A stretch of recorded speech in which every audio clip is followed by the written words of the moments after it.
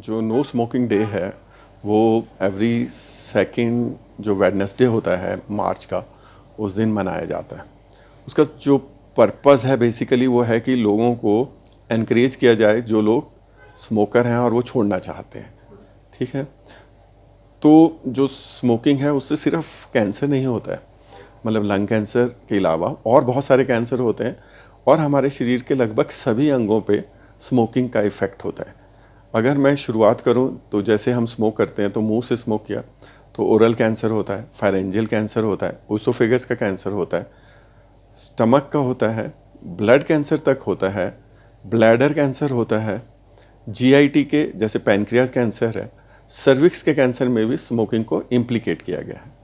इसके अलावा जैसे हमारी ब्लड वेसल हैं, उसमें जो धमनियाँ होती हैं हमारे शरीर की, उसमें थिकनिंग हो जाती है, तो जो ब्लड का फ्लो है वो कम हो जाता है, तो ब्लड प्रेशर बढ़ता है, फिर स्ट्रोक की पॉसिबिलिटी बढ़ जाती है।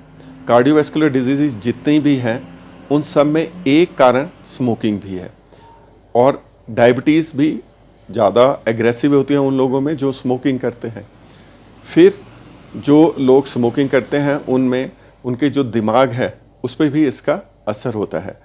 और जो मोस्ट इम्पॉर्टेंट जो मुझे लगता है कि वो बहुत ही महत्वपूर्ण है, जो हमारे फेफड़े की कैपेसिटी है, ईश्वर ने हमारे फेफड़े की कैपेसिटी 300 गुना बनाई है, पर जो लोग स्मोकिंग करते हैं उनको जैसे अस्थमा है वो ज़्यादा होता है उन्हें। सीओपीडी एक बीमारी होती है जिसमें पर्सन को, जो पेशेंट होता है उसे कफ होता रहता है, सांस बढ़ता रहता है, तो ये भी स्मोकिंग की वजह से ही होता है। एक और चीज़ जो स्मोकिंग की वजह से होती है उसे एम्फेसिमा बोलते हैं। तो ये सब जो कंडीशन है वो लंग की कैपेसिटी को डिक्रीज़ कर देती है। तो अगर किसी भी व्यक्ति को कोई इन्फेक्शन हो जाए बाई चांस फेफड़े का, जैसे मान लीजिए सिंपल निमोनिया हो जाए, तो उसका जो सांस है वो बहुत ज़्यादा बढ़ता है अगर वो स्मोकर है, और अगर पर्सन स्मोकर नहीं है तो उसके लंग की कैपेसिटी टेक केयर कर लेती है और उसको उतनी डिफ़िकल्टी नहीं होती ओवरकम करने में उस डिजीज़ से। सर कुछ लोग सिगरेट छोड़ने की कोशिश भी करते हैं, तो क्या कुछ टिप्स कि सिगरेट छूट जाए? जी, देखिए आप 5 A's है उसका एक तरीका।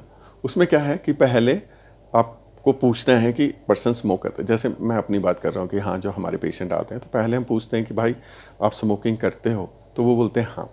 फिर पूछना होता है कि वो स्मोकिंग छोड़ना चाहते हैं? तो अगर हाँ बोलते हैं, पर हम तो क्योंकि हमारे जो कैंसर पेशेंट होते हैं उनका तो अगर वो स्मोकिंग करते रहते हैं तो उन्हें दवाइयों का इफ़ेक्ट भी नहीं आता है और डिज़ीज़ भी प्रोग्रेशन पे होती है, तो हम तो उन्हें छोड़ने के लिए बोलते हैं। पहले आपको है कि असेस करना पड़ेगा कि पेशेंट आस्क करके पूछ के कि पर्सन स्मोक करता है, फिर आपको उसको एडवाइस देनी है कि वो स्मोकिंग छोड़े, या वो खुद ही मतलब कुछ पर्सन होते हैं या पेशेंट होते हैं जो बोलते हैं कि नहीं मुझे तो छोड़नी है। फिर उसके बाद आपको देखना है कि वो कितनी स्मोकिंग करता है, उसके स्मोकिंग करने का कारण क्या है। ठीक है, फिर वो स्मोकिंग छोड़ना चाहता है तो उसकी आपको हेल्प करनी है। वो फार्माकोलॉजिकल मतलब दवाइयों से भी हो सकती है, या फिर वो हो सकती है in the form of psychological support. ठीक है, तो साइकोलॉजिकल सपोर्ट जो बेस्ट है वो फैमिली से होती है, काउंसलर से भी होती है, दोस्तों से भी होती है। तो इन सब का एक मिश्रण करके, और जैसे आपने सुना होगा कि एक निकोटीन की टैबलेट्स आती हैं, चिंगम्स आते हैं, गम्स आते हैं, तो वो भी हेल्प करते हैं पर्सन को स्मोक छोड़ने के लिए। पर मुझे जो लगता है सबसे इम्पॉर्टेंट है कि पहले तो पेशेंट या पर्सन को पता हो कि स्मोकिंग के जो साइड इफ़ेक्ट हैं या उसकी जो शरीर है उस पर स्मोकिंग की वजह से क्या क्या नुकसान हो रहे हैं। फिर उसमें विल पावर हो या उसमें उसका मन हो, वो स्मोकिंग छोड़ना चाहता है।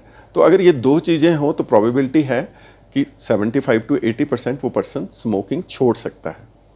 सर बहुत सारे मिथ्स भी है, जो लोग स्मोकिंग करते हैं वो बोलते हैं कि स्मोकिंग छोड़ने के बाद हम लोग डिप्रेशन में चले जाते हैं, हम लोग काफ़ी लेज़ी हो जाते हैं, तो इन मिथ्स में कितनी सच्चाई है? देखिए कुछ चीज़ें तो जो व्यक्ति होता है वो बेसिकली सपोर्ट ढूंढता है कि जिसने स्मोकिंग छोड़नी नहीं है तो वो कुछ चीज़ों में सपोर्ट ढूंढेगा कि जी मुझे अगर मैं स्मोकिंग बंद करता हूँ तो मुझे जैसे मेरी कंसंट्रेशन नहीं बनती, जो बहुत कॉमन बोला जाता है लड़कों के द्वारा या स्टूडेंट्स के द्वारा। दूसरा होता है कि जी नहीं मेरे को नींद नहीं आती, या कुछ लोग बोलते हैं मुझे सुबह टॉयलेट नहीं हो पाता। ये सब चीज़ें कुछ कुछ लोगों में तो ये हो सकता है, क्योंकि हो सकता है कि उन्हें निकोटीन का एडिक्शन इतना ज़्यादा हो कि ये सब हो रहा हो, पर ज़्यादातर लोगों में ये नहीं होता है। और अगर ऐसा कुछ हो भी रहा है तो उनको दवाइयों के सहारे से या ट्रीटमेंट के द्वारा कम किया जा सकता है और ख़त्म किया जा सकता है। तो मेरा आखिरी सवाल, आजकल ई सिगरेट का भी काफ़ी चलन चला है, फ्लेवर्ड सिगरेट, लोगों का कहना है कि इससे ज़्यादा नुकसान नहीं होता, तो उस पर आपका क्या कुछ कहना है? देखिए, ई सिगरेट एक तरीका है जो हेल्प करता है हमें कि पेशेंट या पर्सन जो स्मोकर है वो स्मोकिंग छोड़ दे। पर अगर वो ई सिगरेट यूज़ कर रहे हैं कि इन प्लेस ऑफ सिगरेट, मतलब छोड़ना नहीं है पर जस्ट सिगरेट पीने की जगह उसका यूज़ कर रहे हैं, उसका फ़ायदा नहीं, क्योंकि उसमें भी निकोटीन तो है, तो उसका एडिक्शन तो होता ही है।